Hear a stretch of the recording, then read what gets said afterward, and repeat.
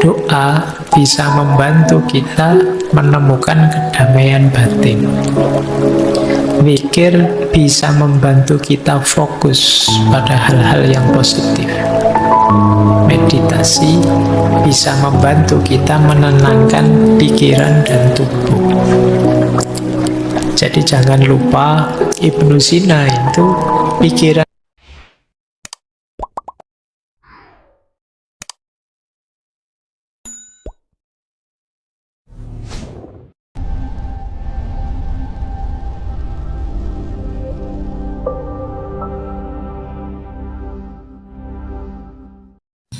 Assalamualaikum warahmatullahi wabarakatuh. Bismillah, mari kita mulai lagi ngaji filsafat kita. Alhamdulillah kita bisa istiqomah ya sampai hari ini. Sekarang mulai ya menyehatkan jiwa. Kita awali dari beberapa gangguan jiwa.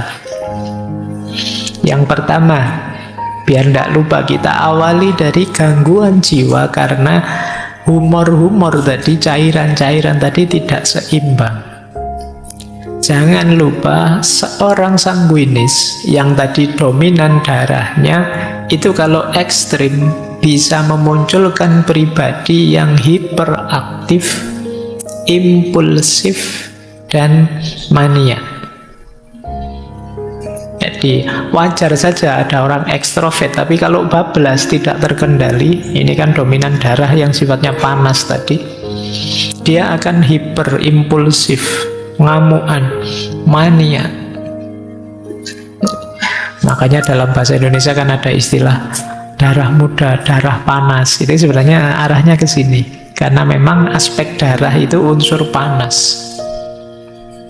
Jadi kalau kalian merasa, Pak saya kok ngamuan ya Pak, saya kok tidak bisa diam ya Pak saya, ya harus hati-hati, harus siap-siap untuk ngerem. Karena kalau tidak, ya ketemunya itu hiperaktif, impulsif, dan mania. Sementara yang flegmatis tadi yang cenderung tenang, cenderung tidak mudah terpengaruh, dominasinya yang lendir tadi, yang paling bawah, balgham, itu dalam bentuk ekstrim akan melahirkan orang yang apatis, cuek, lamban. Jadi disuruh ngapa-ngapa nanti saja, besok saja. Itu kalau dalam bentuk ekstrimnya ya masalah, jadi orang apatis. Apatis itu sudah tidak percaya lagi apa-apa, sudah cuek total pokoknya. Nah ini kalau dominan terlalu besar aspek flegmatisnya. Kemudian kalau yang terlalu dominan kolerisnya, yang tadi leader tadi, seorang yang ingin dominan tadi, pada akhirnya dalam bentuk ekstrim yang mulai ada disorder, gangguan jiwa, itu biasanya muncul dalam bentuk agresif, antisosial, dan narsis. Jadi orang narsis itu kan ingin tampil terus, ingin dia disebut unggul terus, disebut baik terus. Ada enggak di sini yang tiap hari posting selfie-annya sedang ngapain, sedang apa, sampai temenmu bosen nge-like, bosen jempoli. Jadi kamu khawatir hilang, kamu ada FOMO-nya terus tiap hari tampil. Hati-hati jatuh pada narcissistic disorder. Justru kamu jadinya tidak menikmati hidup. Kamu hidup mengandalkan pengakuan orang, pujian orang. Ini juga masalah, makanya hati-hati. Oke. Apalagi ada ciri antisosial, karena tadi orang koleris itu kekurangannya kan sering daya empatiknya rendah. Jadi dia pinginnya maju, pingin sukses, lupa bahwa orang lain mungkin ada situasi-situasi khusus yang tidak sama dengan dirinya. Kemudian kalau yang melankolis, yang dominasi empedu hitam tadi, bentuk ekstrimnya adalah putus asa, cemas, pesimis, overthinking. Asa, cemas, pesimis, overthinking. Nah, dari gangguan-gangguan ini semoga teman-teman tidak ada yang merasa ngalami. Kalau ada, ya berarti gangguan jiwa. Ini bentuknya agak ekstrim. Tidak apa-apa teman-teman, sekali-sekali kalau memang merasa terganggu dengan ini, datang saja ke psikolog, psikiater. Tidak apa-apa, itu bukan aib. Ya sama kayak sakit fisik kita nyari dokter, ya sakit mental juga kita cari ahlinya kalau memang sedang gelisah. Kalau sarannya Ibnu Sina apa? Kalau penyakit akibat ketidakseimbangan cairan ini, yang pertama, perhatikan dietnya. Apa yang harus dimakan, apa yang jangan dimakan. Nanti ada makanan yang sifatnya panas, dingin, lembab, kering. Nah, itu untuk menyeimbangkan tadi yang dominan apa, berarti kurang apa.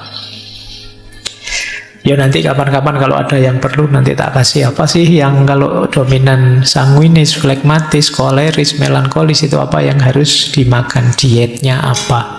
Cuma kalau disampaikan di sini agak bertele-tele karena masih banyak materinya. Kemudian yang kedua, gaya hidup, olahraga cukup, istirahat cukup. Nah, semoga teman-teman termasuk yang masih sadar olahraga dan sadar istirahat. Kalau olahraga mungkin masih banyak yang suka ya. Saya olahraga tiap hari Pak, kalau ada siaran langsung sepak bola mesti nonton. Itu namanya bukan olahraga, nonton olahraga. Biasanya yang males olahraga itu kalau ditanya, "Mbok kamu olahraga?" Ya sudah, di kampus itu lantai 4 tiap hari saya naik, saya turun, kan itu olahraganya. Mesti gitu kan. Itu alasannya orang males olahraga itu. Baik, ya kalian tetap harus ada olahraganya, ada istirahat. Istirahat juga penting. Semoga di sini tidak banyak yang suka melekan. Yo, begadang itu boleh saja, tapi jangan sering-sering. Kalau bisa ya tidak pakai begadang lah, kalau tidak terpaksa. Ya kalau yang usia-usia kalian biasanya kan begadangnya kalau sekarang ngafe ya, ngopi atau nonton siaran olahraga, nonton sepak bola gitu ya. Ya tidak apa-apa, cuma jangan sering-sering, nanti ada efeknya pasti. Gaya hidupmu yang tidak sehat mesti ada efeknya. Kemudian emosi. Kendalikan emosi, stres sekecil apapun bisa mempengaruhi keseimbangan cairan tadi dalam diri kita. Dan yang keempat tentu saja nanti ya kalau memang bermasalah ada obatnya, ada herbalnya, termasuk terapi-terapinya. Kalau memang sudah sakit. Baik, ini yang berhubungan dengan cairan tubuh atau humor. Sekarang kita lebih dalam lagi. Gangguan jiwa jenis kedua. Kalau tadi karena cairan, kalau ini karena masalah mental. Jadi masalah mental itu apa? Ada 3, cemas, depresi, stres. Kalian mungkin banyak yang, karena saya kapan itu baca berita, tingkat orang yang mengalami gejala kecemasan itu di Indonesia pesat sekali jumlahnya, peningkatannya. Kalian juga kan sering mencurhatkan overthinkingmu dan lain sebagainya. Itu gangguan kecemasan sebenarnya. Solusinya menarik, kata Ibnu Sina, kalau untuk masalah mental yang itu isinya cemas, depresi, stres, lakukan terapi mental juga. Terapi mental itu isinya 3, logika, ilmu, dan filsafat. Ini menarik ya, terapinya malah isinya belajar semua. Wong lagi stres kok disuruh belajar, itu gimana? Maksudnya apa? Yang pertama, logika itu membantu kita berpikir jernih dan rasional. Misalnya kita cemas, kadang-kadang kecemasan kita itu tidak beralasan, cuma ya mengganggu kita tiap hari. Nah, kalau pikiran kita jernih, kita bisa menegaskan, ngapain aku kok cemas, wong itu belum terjadi, masih besok, masih bisa ya, bisa tidak, kok aku sepanik itu sekarang. Ini pikiran yang bisa ngontrol kita seperti itu, logika. Jadi logika membantu kita berpikir jernih.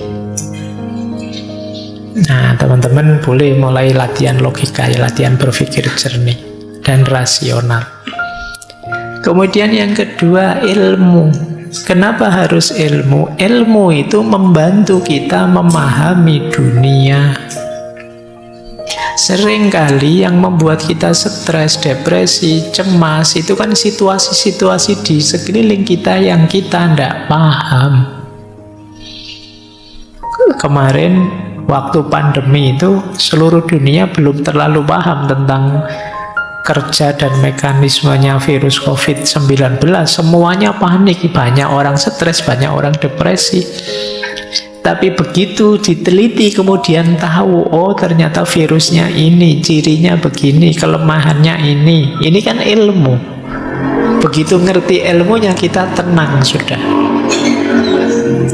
Banyak kecemasan-kecemasan kita karena kita belum tahu. Jangankan yang besar-besar, belum tahu yang kecil-kecil saja kan juga. Mungkin yang belum pernah ngaji ke sini misalnya membayangkan nanti ngaji di sana kayak gimana ya? Ada absennya ndak ya? Boleh ndak ya saya? Ini kan pikiranmu kan macam-macam. Tapi begitu ke sini sekarang kamu ngerti ilmunya. Nanti datang lagi kamu sudah ngatur strategi. Oh, situasinya kayak gitu, saya datangnya belakangan saja, nanti duduknya di pojok sana, kamu bisa ngatur. Lebih tenang.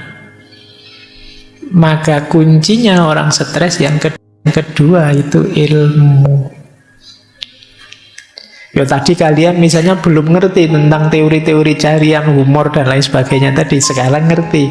Oh, saya ini kok marah-marah ini urusan darah ini yang panas ini. Berarti jangan makan ini dulu, jangan ini dulu biar nggak tambah ngamuan. Ini sekarang kita ngerti ilmunya. Yang ketiga, filsafat. Apa manfaatnya filsafat? Filsafat itu memberi kita kerangka makna hidup, menunjukkan kita tujuan ideal hidup. Dan ini menenangkan. Banyak orang yang hidupnya tidak punya tujuan, tidak punya idealisme dan lain sebagainya, sehingga ngambang, sehingga mudah stres.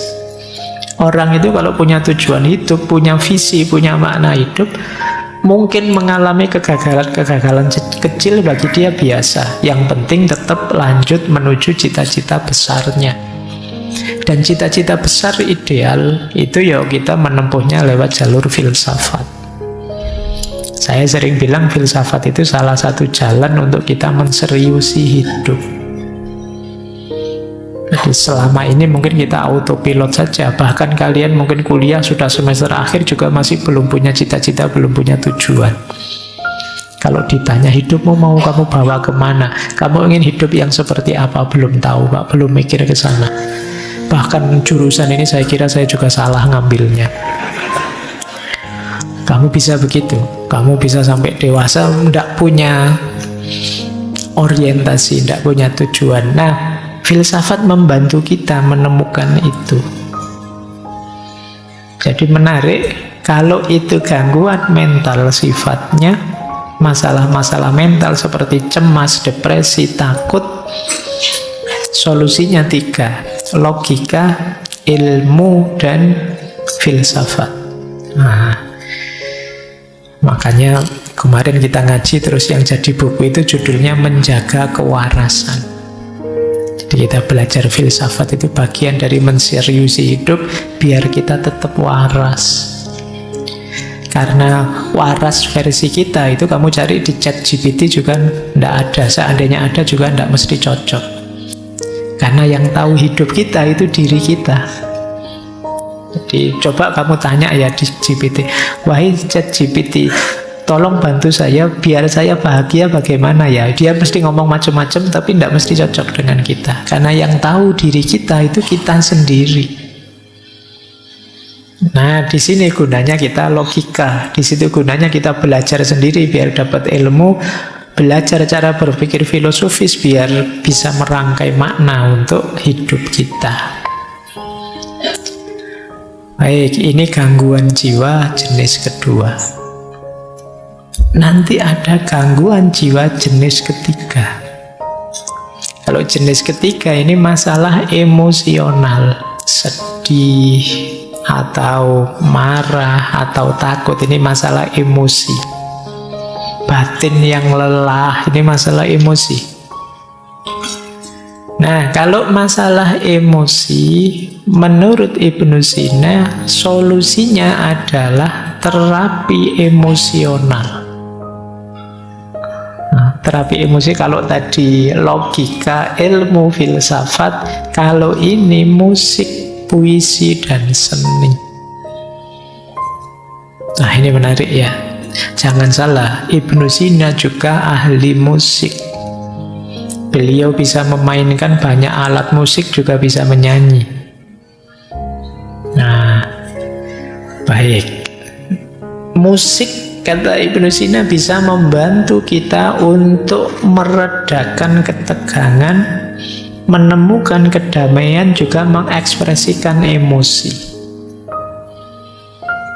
Kalau kalian sedang sedih, marah, atau sedang sangat jengkel, itu kan kadang-kadang coba cari alat musik apa, terus kamu main sak kapoke, lampiaskan kamu bisa. Tidak bisa Pak saya main, Pak. Yus dimain ke sak senengmu aja kan sudah bisa untuk pelampiasan. Ada gitar nganggur, kamu genjreng sak kapoke, sak pedote, senare, gitu ya wis puas aku misalnya. Nah, ini yang disebut terapi emosional. Nyanyi, karaoke, sak keras-kerasnya nyanyilah, itu bisa meredakan ketegangan dalam batin. Jadi musik bahkan bisa mendamaikan, tenang gitu. Kadang kalian dengerin musik apa itu rasanya sudah lupa dengan masalah-masalah yang tadi menegangkan kita. Jadi musik penting untuk membantu kita tenang. Dia bisa jadi katarsis. Lanjut. Terus puisi dan seni. Puisi bisa membuat kita lebih luas. Dulu mungkin teman-teman masih ingat ya, kalau tidak salah tokohnya Hasrat Inayat Khan. Kata beliau, kalau kata-kata sudah tidak berdaya, maka puisi bisa membantu.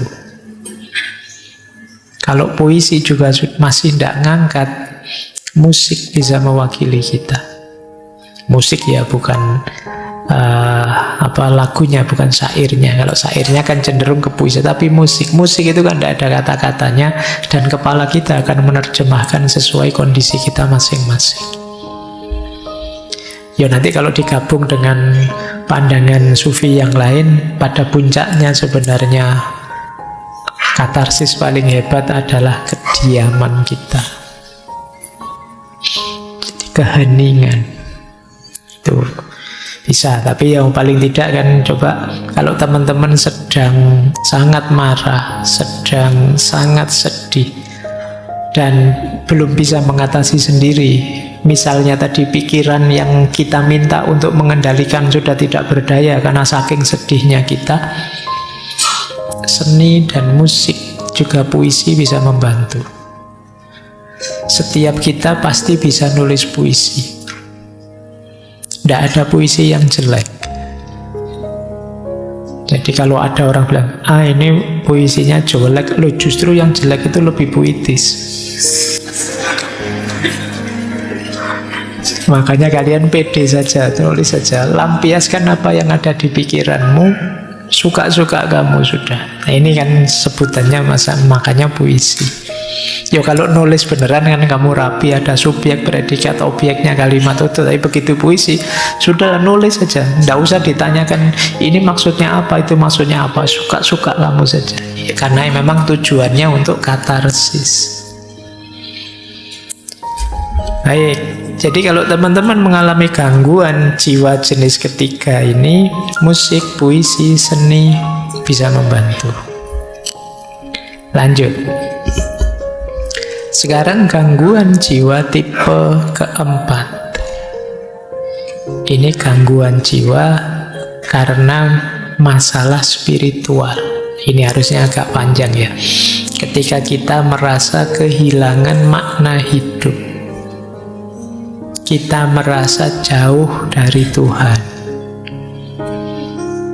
Nah, kata Ibnu Sina, ambil terapi jenis spiritual. Terapi spiritual itu komponennya 3. Doa, zikir, dan meditasi. Menenangkan diri, uzlah. Doa bisa membantu kita menemukan kedamaian batin. Zikir bisa membantu kita fokus pada hal-hal yang positif. Meditasi bisa membantu kita menenangkan pikiran dan tubuh. Jadi jangan lupa Ibnu Sina itu pikirannya lengkap. Nanti kitab-kitabnya belakangan juga tidak hanya filsafat, tapi corak tasawuf, corak mistiknya juga kuat.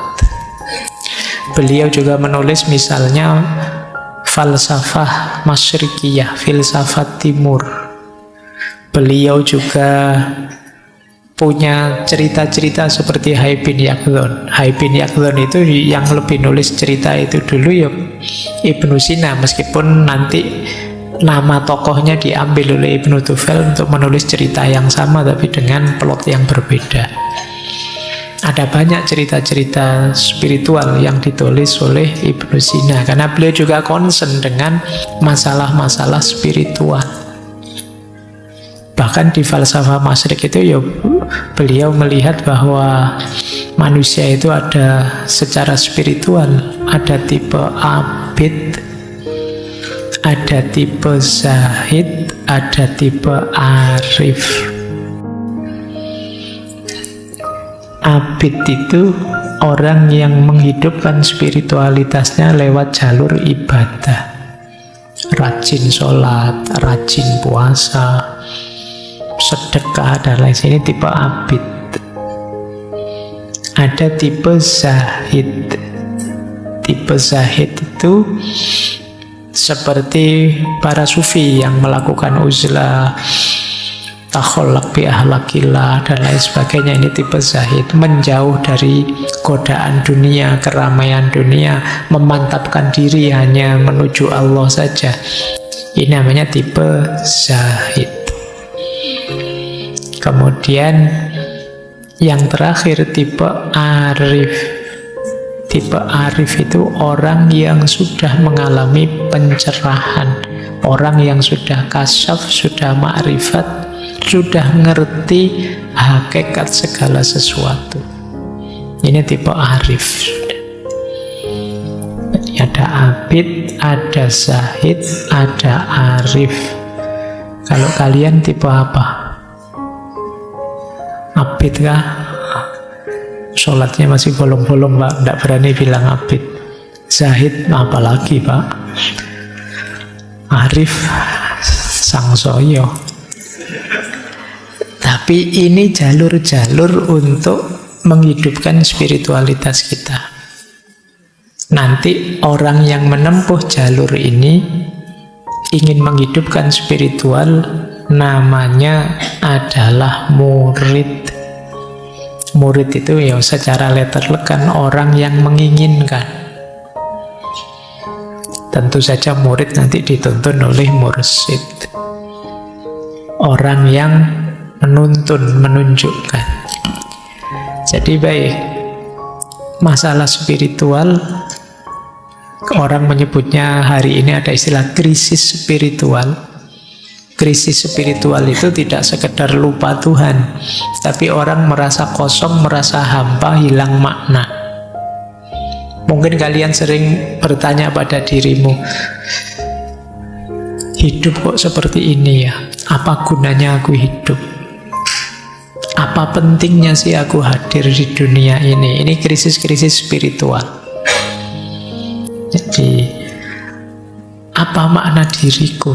Apa makna kehadiranku? Siapa sih aku ini? Aku dulu tidak minta kok dihadirkan sekarang. Itu kalau kalian lelah dengan hidupmu sampai selevel itu, kalian sedang mengalami krisis spiritual. Kalian merasa tidak bernilai, tidak bermakna. Krisis spiritual itu biasanya diawali dari, tadi sudah sedikit saya sebut, kalian lupa tujuan. Kalian tidak tahu hidupmu itu mau kemana. Dan dulu asalnya dari mana. Ini kalau orang Jawa konsep ini disebut sangkan waraning dumadi. Kalian lupa aspek ini sehingga kalian kelelahan sendiri. Kalian lupa bahwa hidup ini dulu asalnya dari mana dan besok mau menuju kemana. Kalian anggap hidupmu itu ya seputar aktivitasmu sehari-hari itu saja. Yang mahasiswa menganggap hidup itu ya seputar kuliah, kos-kosan, pacaran, mungkin seputar itu saja. Padahal tidak sekedar itu kalian dihadirkan oleh Allah untuk hidup. Nah, kalau ada yang mengalami begini, batinmu sedang sangat lelah, berarti kalian sedang mengalami krisis spiritual. Hal yang sama sering disebutkan berhubungan dengan peradaban Barat yang terlalu positivistik. Kalau teman-teman baca tulisannya Sayyidus Nasr itu, Barat itu maju luar biasa, tapi dia melupakan satu unsur yang sebenarnya esensial, fitri dalam diri manusia, yaitu aspek spiritual. Sehingga kemudian belakangan kan banyak orang Barat yang kemudian geser ke ranah spiritualitas. Baik ya, kalian coba ya mulai introspeksi. Ya, hidup kita ini lengkap sih, ada fisik jasadnya, tadi ada emosinya, ada mentalnya, ada jiwanya, dan ada unsur spiritualitasnya. Semuanya harus waras. Kalau ada yang tidak waras, ya hidupmu akan tidak seimbang, timpang. Jadi keywordnya konsep kesehatan mentalnya Ibnu Sina adalah keseimbangan. Makanya tadi cairan-cairan tadi tidak ada kok, harus cairan ini saja, tidak ada. Ya semuanya penting tapi jangan berlebihan. Jangan ada yang terlalu dominan, nanti akan menyusahkanmu. Baik, nah solusi apa kalau kalian mengalami krisis spiritual? Ya terapi spiritual. Yang pertama doa. Doa itu tidak sekedar minta pada Tuhan, tapi juga kesadaran kita bahwa kita itu lemah. Ada banyak hal yang kita tidak mampu, maka kita perlu intervensi, perlu Tuhan membantu kita. Jadi, dan bukan masalah dikabulkan atau tidak dikabulkan kalau dalam konteks ini, tapi kesadaran kita bahwa Tuhan selalu ada, selalu hadir, dekat dengan kita, itu sudah membuat kita nyaman. Jadi yang kesadaran ketuhanan, kesadaran ilahiyah inilah yang selama ini sering lepas dari keseharian kita. Sekali-sekali kalau teman-teman bisa ya, coba dicek dalam sehari kira-kira berapa menit atau berapa puluh menit, syukur-syukur ada ndak 1 jam teman-teman melakukan aktivitas dengan sadar bahwa Allah sedang mengawasiku, Allah selalu dekat dengan aku. Pernah ndak begitu? Mungkin sedang kuliah sih dengan dosen, saya kuliah kayak gini, ya Allah ngawasi loh ya saya. Nah itu pernah, kesadaran ini kira-kira berapa persen muncul dalam hidup kita? Wong kadang-kadang sholat saja tidak ada kesadaran itu kan juga. Padahal sholat itu momen ketika kita berhadapan-hadapan dengan Allah, tapi kesadaran itu juga tidak muncul. Kayak kita ngobrol dengan orang, tapi kita tidak peduli yang kita ajak ngobrol siapa. Ya untungnya Allah itu sangat sayang dengan kita. Baik, oke ya, ini krisis spiritual. Selain doa juga ada zikir. Zikir itu ya makna letterleknya ingatan dan sebutan. Jadi pikiran kita senantiasa dalam kesadaran Tuhan, dan mulut kita senantiasa menyebut namanya, terus itu disebut zikir. Meditasi ya aktivitas menenangkan diri. Kalau dalam Islam ada istilah iktikaf, berhenti sejenak, ada istilah muhasabah, ada istilah tafakur, itu setara dengan itu. Menghidupkan mindfulness dulu pernah kita bahas. Jadi ini krisis spiritual. Krisis spiritual ini gejalanya paling samar. Kalau krisis sebelumnya teman-teman stres, teman-teman depresi, teman-teman marah, itu kan kelihatan. Tapi begitu krisis spiritual tidak kelihatan. Hanya kita yang tahu, karena berhubungan dengan dimensi batin kita yang agak dalam. Mungkin kelihatan orangnya sabar, tidak stres, nyaman, bisa menikmati hidup, tapi sebenarnya dia merasa hampa, merasa dirinya kosong. Nah itu bisa saja begitu. Makanya ini teman-teman harus lebih dalam melihat dirinya untuk melihat kalau ada masalah-masalah spiritual. Baik, ambil nafas dulu sebentar. Kalian sudah 1,5 jam ini dapat materi kesehatan mental. Masih ada 30 menit, kita masuk ke beberapa quote yang menurut saya menarik dari Ibnu Sina. Yang pertama, ini quote-nya bahasa Arab ya, tidak apa-apa, anggap saja ngaji kitab kuning.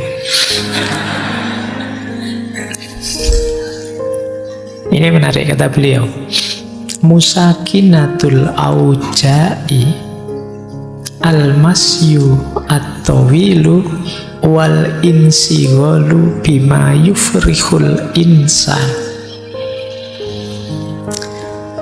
Musakinatul auja itu pereda nyeri.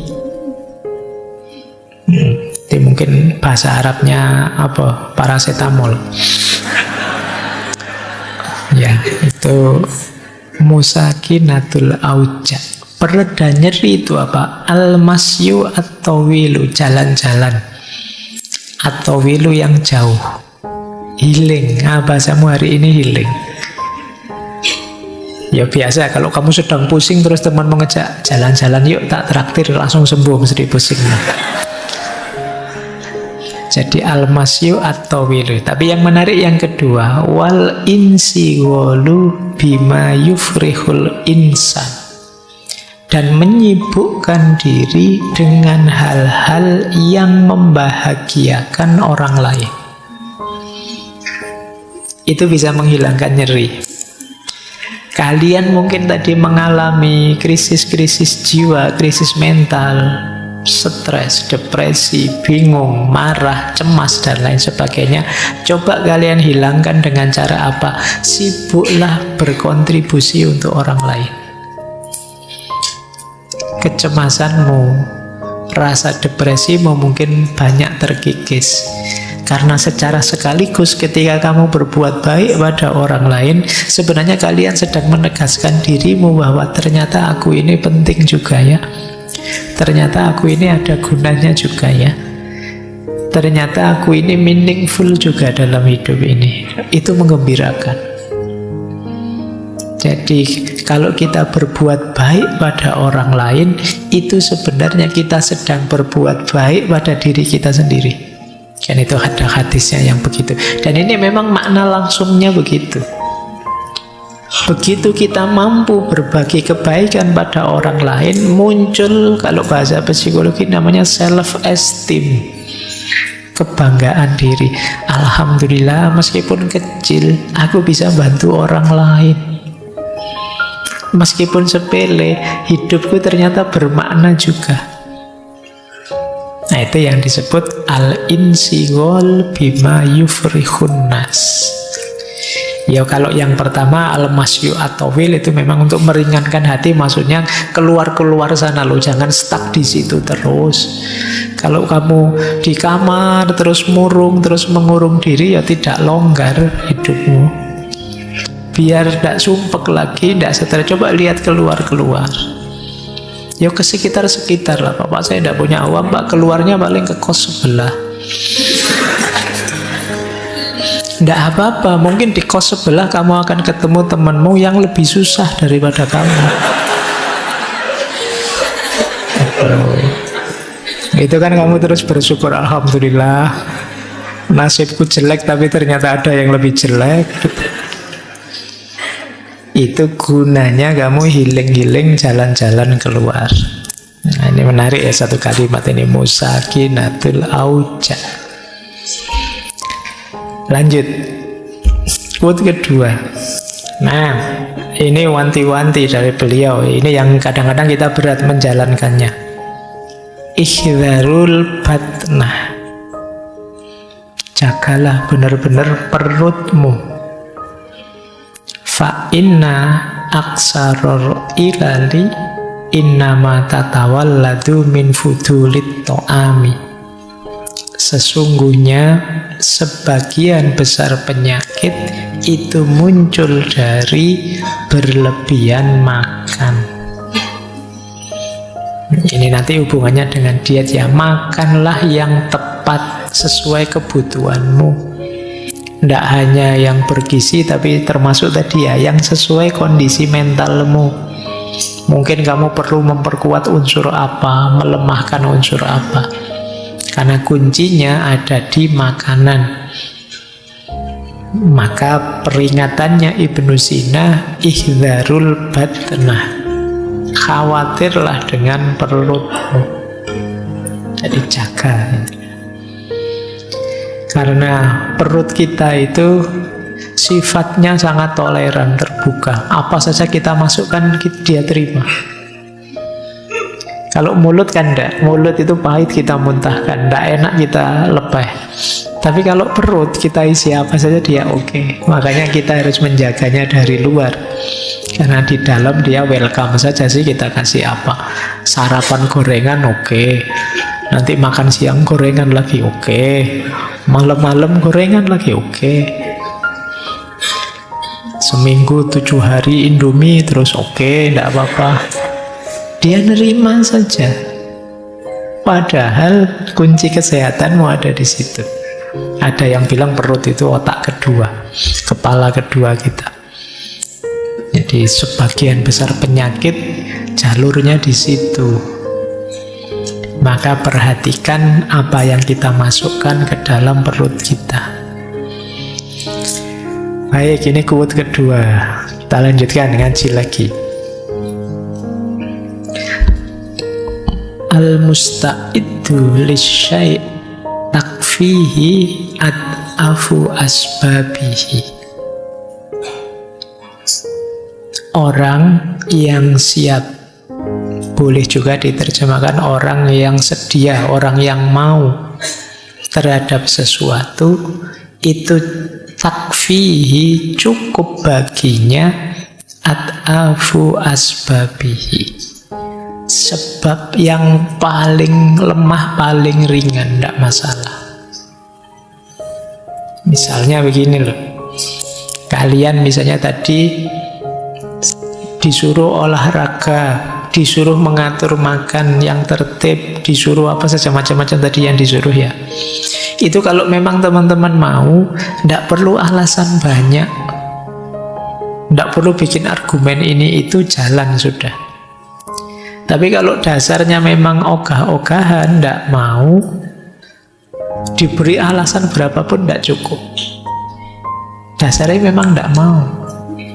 Disuruh olahraga misalnya, wah alasanmu banyak. Pak, yang rajin olahraga tiba-tiba meninggal juga banyak. Yang rajin olahraga tapi terus sakit-sakitan juga ada. Jadi kamu akan cari 1001 alasan karena aslinya kamu tidak mau memang. Jadi ini mungkin untuk pelajaran kita ya, kalau kamu ngajak-ngajak temanmu apa, entah itu untuk kebaikan apa, acara apa, kok dia nyari 1001 alasan untuk tidak ikut dan tidak mau, jangan kamu paksa, itu memang dia tidak mau. Gitu. Yuk ikut yuk jadi panitia ini, ikut ngurusi ini yuk. Wah, saya besok ada jadwal kuliah. Enggak kok, tadi dosennya bilang besok kosong kok. Oh iya ya, saya lupa, besok saya mau ada acara apa gitu. Itu sebenarnya yuk kamu pahamlah dia enggak mau. Kalau dia mau, al-musta'id lisyai', kalau dia memang siap dan mau, tidak perlu alasan berat, tidak perlu alasan banyak-banyak. Ad'afu asbabihi cukup. Alasan paling sederhana, mungkin juga sepele pun cukup. Ini sebenarnya sindiran ya. Mungkin sebagian besar yang saya sampaikan tadi kalian setuju, tapi kenapa kok tidak jalan? Karena kalian tidak mau dan tidak menyiapkan diri. Makanya terus mencari dalih saja, mencari alasan saja. Oke, itu sindiran ya buat kita. Lanjut. Nah, ini agak filosofis. Ufaddilul hayat al-qasirah wal wasi'ah alal hayatid doyikoh wat tawilah. Kata Ibnu Sina, aku lebih memilih hidup yang pendek tapi luas daripada hidup yang sempit meskipun panjang. Bisa dipahami ya? Ini mungkin sederhananya, aku tidak minta umur yang terlalu panjang, pendek juga tidak apa-apa, tapi luas. Luas ini maknanya bisa macam-macam. Makna pertama luas itu, kamu ngalami macam-macam, mengeksplorasi apa saja sesuai yang kamu inginkan. Jadi umur saya sih tidak panjang, tapi saya ngerti mana-mana dan ngerti apa-apa, ngerti macam-macam. Ini daripada umur panjang yuk nggak ngerti mana-mana, hidupnya itu terus begitu, terus nggak ada perkembangan, nggak ada perubahan. Itu namanya al-hayat ad-doyikoh, hidup yang sempit. Yo kalau bisa memang al-hayat al-wasi'ah wat tawilah, cuma kan itu karepmu. Kalau disuruh milih, kata Ibnu Sina, ya ndak apa-apalah, ndak terlalu panjang usia, tapi luas. Luas juga bisa kalian artikan kebermaknaan hidup. Jadi meskipun usiaku ndak terlalu panjang, aku bisa memberi banyak manfaat ke orang yang sangat banyak, sangat luas. Nah, jadi itu lebih aku pilih daripada usiaku panjang tidak ada gunanya. Nah, ini yang jadi idealnya Ibnu Sina. Makanya beliau sepanjang hidupnya sibuk sekali berkarya, mengeksplor kemana-mana. Biar apa? Dia bisa luas, memberi tambah banyak, mengeksplor lebih banyak. Jadi di usia yang tidak terlalu panjang, beliau bisa kemudian menulis 450, anggap saja usia beliau berapalah, misalnya 50-an tahun. Kalau 450 itu ya lumayan, setahun itu bisa berapa? 8 lebih buku. Itu pun kalau sejak umur setahun sudah nulis buku ya. Nggak mungkin juga ya, mesti nulisnya umur 20-an tahun. Intinya kita nggak ada apa-apanya, wis gitu aja ya. Dan yang beliau sampaikan ini ya memang nek basa Jawa ini sumbut. Memang beliau orang besar dengan karya-karya besar, manfaatnya sampai hari ini kita rasakan. Terakhir, ini tiba-tiba saya tertarik membawa ini, mungkin tidak relate dengan tema sebelumnya, tapi mungkin menarik untuk bahan renungan teman-teman ya. bulina biqaumin yazunnuna annallaha lam yahdi siwahu. Bulina ini dari akar kata bala, musibah. Bully, mungkin istilah bullying itu dari bahasa Arab mungkin ya. Bulina itu kita diberi musibah dengan orang-orang yang menganggap bahwa Allah tidak memberi hidayah kecuali pada kelompok mereka. Jadi maksudnya apa? Ini zamannya Ibnu Sina ya. Beliau menganggap banyak orang yang merasa dirinya dan kelompoknya lah yang paling benar. Kemudian kelompok yang merasa paling benar ini melakukan kezoliman pada kelompok yang mereka anggap salah. Itulah maka beliau pakai kalimat bulina. Kita diberi musibah dengan orang-orang seperti ini. Orang-orang ini kalau salah diingatkan ngeyel, karena dia merasa yang paling benar. Pokoknya yang benar pasti aku, yang salah pasti mereka. Mental semacam ini memang berat dalam konteks hidup bersama. Makanya beliau menganggapnya ini semacam musibah. Kita diberi musibah dengan adanya kaum yang anggap bahwa Allah itu hanya memberi hidayah mereka saja. Padahal Allah itu yang Rahman Rahim, pasti akan memberi petunjuk, memberi hidayah siapa saja. Tapi mereka menganggap yang diberi hidayah oleh Allah itu hanya mereka saja. Nah, cuma ini zamannya Ibnu Sina ya. Zaman sekarang mungkin tidak ada bedanya. Baik. Ya ini tiba-tiba saya lihat quote ini kok menarik, saya bawa untuk bahan renungannya teman-teman. Tidak untuk nembak orang lain ya, untuk introspeksi kita. Jangan-jangan kita orang itu, jangan-jangan musibah itu kita. Betapa ruginya kalau kita hidup sekali ternyata jadi musibah bagi orang lain. Dengan karakter ngeyel kita, merasa benar sendiri kita. Baik, saya kira itu ya untuk malam hari ini. Saya tidak berani memanjang-manjangkan lagi, khawatir teman-teman kena gangguan jiwa nanti. Semoga pulang dari sini tetap sehat ya, lahir dan batin. Baik, nanti minggu depan kita lanjutkan. Cuma minggu depan ini agak unik. Mungkin konsepnya tidak sesantun konsep-konsep sebelumnya karena kita akan belajar dari Michel Foucault. Ini pikirannya agak kontroversial tentang sehat dan tenang dan normal. Ya, untuk wawasan kita saja, semoga ada yang manfaat. Dan nanti di minggu terakhir kita akhiri dengan konsep yang baru hype, namanya slow living. Oke, saya akhiri untuk malam hari ini. Kurang lebihnya mohon maaf. Wallahul muwaffiq, wallahu a'lamu bissawab. Wassalamualaikum warahmatullahi wabarakatuh.